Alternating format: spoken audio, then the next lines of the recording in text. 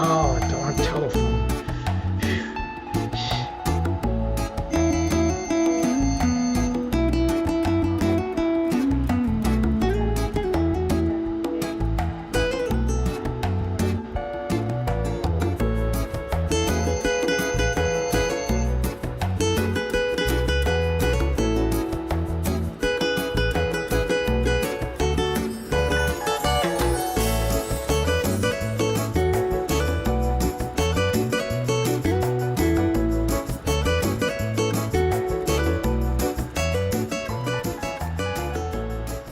Aloha everybody, welcome to the Aloha Friday video podcast with Kamaka Brown. And we have great conversations with island people, island hearts, and folks connected to the islands and love the islands. The Sandwich Island Social Network is a nonprofit, 501c3 organization, and if you'd like to be a sustaining member of our ohana, up there in the upper right hand corner is sandislands.org, which you can find out how you can help sustain us and keep us going with the work that we do. We are so excited to have on the video podcast today, in my mind, a legend, and I'm definitely a fanboy. Please welcome to the Aloha Friday show, Felix Cavaliere. Aloha! Aloha! Welcome all the way from, you're in Nashville, Tennessee, right? Absolutely. Good to see you and hear you. My pleasure, my pleasure. What a great opportunity to talk with you. We have our fans that are already jumping in because they wanna say hello to you already. Aloha. I've been sitting here at my computer, anxiously awaiting Aloha Felix. Mahalo for your wonderful, wonderful music. Thank you. Already, they're excited about having you on here as well. Here's Catherine Bucknight, who is a photojournalist known around the world for her documentary, Hawaii, A Voice for Sovereignty. Catherine Bucknight says aloha. Hello, Catherine. Who else is jumping in here? Our good friend Marty Burns, who lives right here in Southern California. Aloha kako. There he is. Aloha. So let's just here's Robert Agnew. Before Young Rascals, I grew up and seen you guys at the HIC in Honolulu. Yes, sir. Robert, you're telling us your age here, Robert. Come on now. Remember it well. Remember it well. Absolutely, yeah.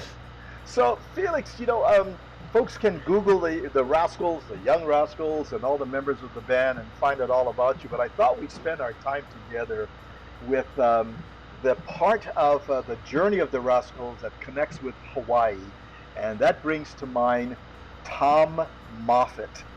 Who, absolutely. Right? Tell us absolutely. Tell us what you think when you hear the word, the name Tom Moffett. What does that bring back in your mind? Well, you say the word mentor, you say the word friend. Lovely man. As you know, he was a DJ that came over to Hawaii, and he had an idea, and basically the idea was to connect our band to the Hawaiian Islands. And not only did it work, but it changed our lives as well. Wow. It really did. I mean, seriously, you got a bunch of kids that come from, the East Coast of the United States of America going to paradise, and being welcomed in paradise with some of the most beautiful people I've ever met in my life, smiling, putting flowers on you, best food, you know what I'm saying? And look at those faces. Look at those guys. You can see it right there. Are you kidding me?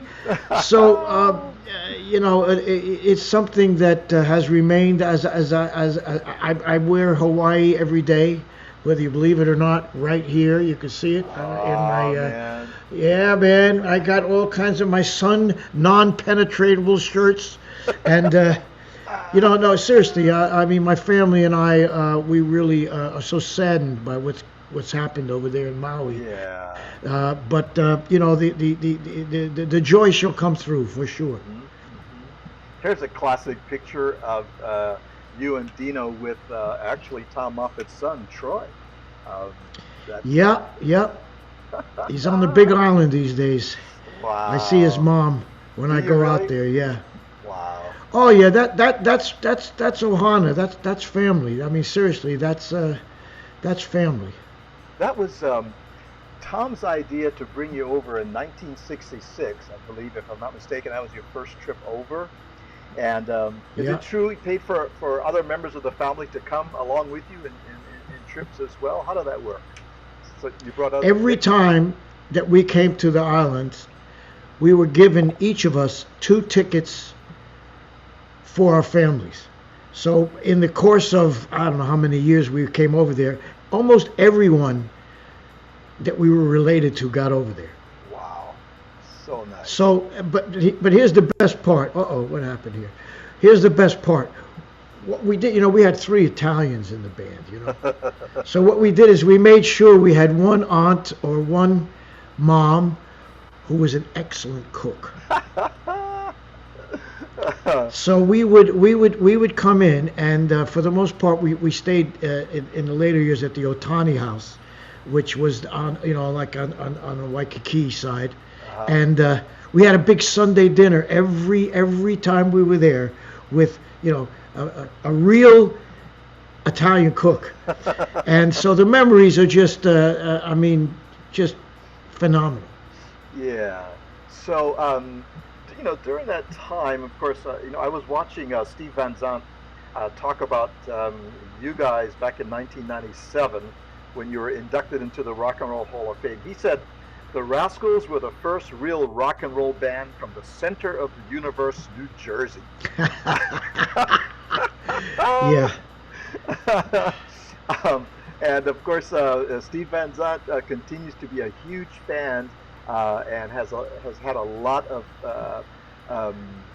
influence behind keeping the legacy of the Rascals going all through these years as well, right? Yes. Yes. Well, as I say, it's really nice to see there's a continuing line, that comes from way back when rock and roll began, and it's still going on nowadays. Mm-hmm. Mm-hmm.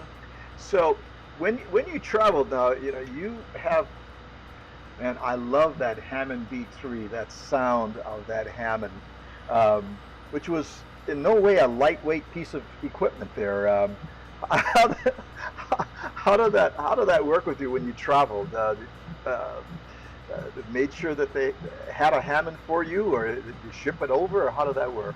Well, the truth of the matter is the chiropractors love me because of that Hammond, because all of the people who used to have to carry it need chiropractic.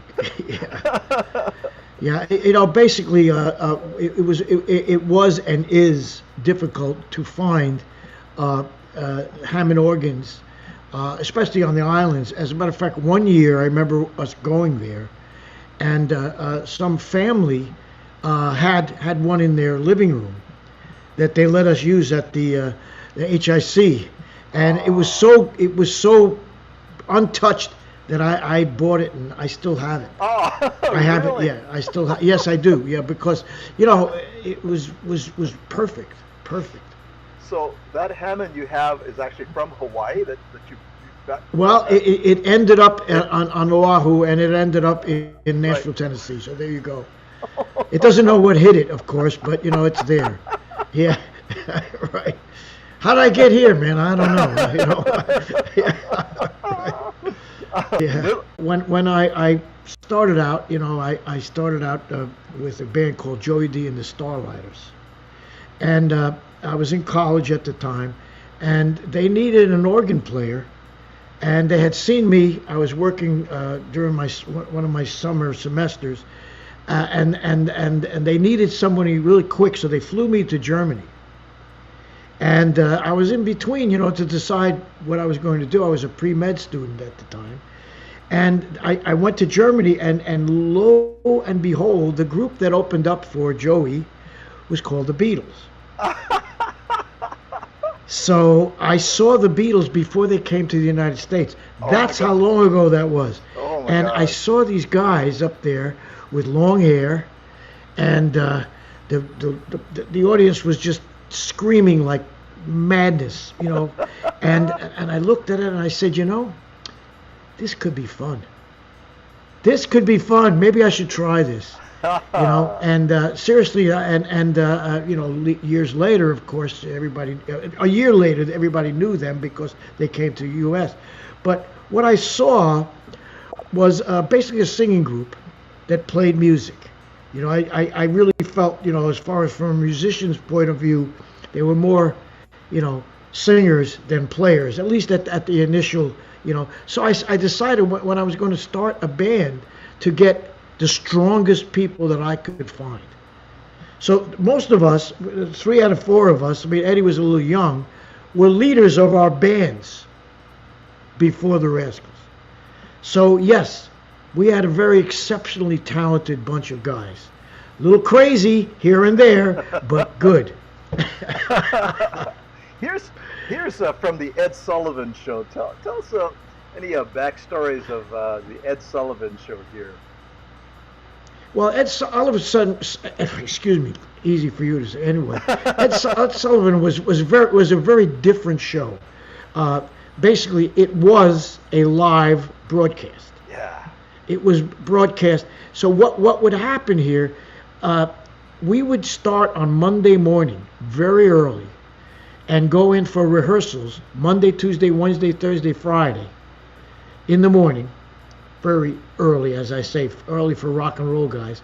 Saturday night, they would do a complete show in front of an audience, not televised. Oh. And then Sunday was the live broadcast. And it was so intense because, seriously, there was no taped, interludes. This was live. And so if a mistake was made, which usually was made by the host, because Ed would see, you have a time on television. I'm sure people are aware of that. They give you 15 seconds, 30 seconds. They don't mean 40 seconds. They mean 30. So if he would see somebody in the audience that he knew, it would disrupt his time. And now you're cutting into the act that's after him. Yeah. So it was chaotic after the show, really chaotic. And Eddie and I shared an apartment at that time. And when we went back to the apartment, he used to tear the place apart because of the energy that was on that. You only went on for like 2-3 minutes. That was it. You worked 7 days to go for maybe 2.5 minutes. It was really, it was intense. And it was so much fun, because I could talk for hours about it because we met all these famous people, famous comedians. And it was really very interesting for a bunch of young guys, It was really interesting. Here's our friend Barbie. She says, Felix, I'm a huge forever fan. Thank you for your amazing nice, music. Man. Legendary. Thank you so much. Thank you, bro. That's really sweet. Nice to hear from you, Barbie. Here's another friend, Abella. Hey. I missed those live Ed Sullivan show, even though I was a little girl. I remember. Yes. Yeah, well, it was a different kind of thing, basically we haven't seen anything like that because the whole concept of it was very different from what we have today, which is all taped and canned and, planned and, it was raw, to say the least. A lot of times I really did not like the way we sounded. That was it. Too bad. That was live. That's what you sounded like, buddy. So it was really an interesting phenomenon. And look at all the groups that played on there, from Elvis. Seriously, Tony Bennett. Everybody was on that. So it was kind of an honor to be on that show. Absolutely. C. Honda says, "How's it?" That's how we say in Hawaii. How's it, Kamaka yes. and Felix? Yes. How's it? And here's another